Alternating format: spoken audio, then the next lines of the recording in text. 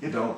I used to go in the Academy of Music in New York City, which is a big concert hall where I had Leslie West and Mountain and all those bands used to play there. Matter of fact, the opening night, this is something interesting. When Joe Cocker came to this country with the Grease Band, with a song he took from the Beatles, with a little bit of help from my friends. I'm getting goose pimples thinking about it now.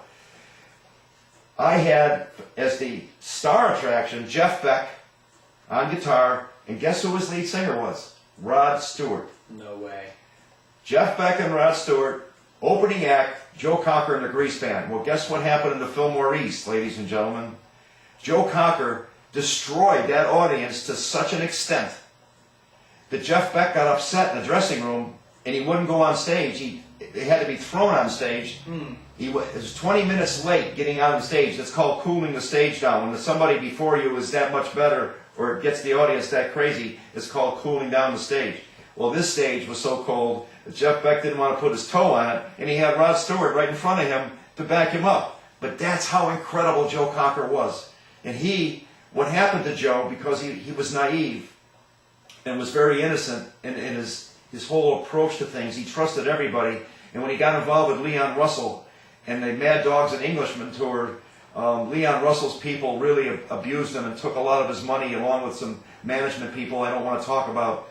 But that gift that God gave him is what motivated me to write this story, Let's Get Rowdy, and have a guy like Joe as the main focus of the story and show that if you don't have a good team around you, no matter how talented, God is interesting in what he does with people. Amen. God sometimes will give you an extraordinary gift, but he does not necessarily give you practical intelligence to go with it. You have a gift to make hundreds of millions of people feel loved and feel happy.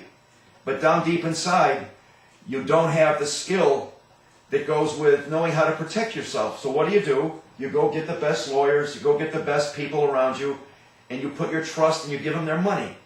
All the money you make, you give to them. And back in those days, that tour was making, seriously, $100,000 a day. But what if the lawyer didn't hear his vows when he took it? And the lawyer was dishonest, and the manager was dishonest, and the accountant was dishonest. What happens to your money when the tour's all over? And all the people that ask you for money while you're on tour, and all the people that said, hey Joe, try this pill. You'll sing better tonight. Oh, really? Because he trusted. I'll take this pill. I'll try this pill. How about when all that's over and done, what do you have left? Rehab. You have your God-given gift, but in the bank, you have nothing.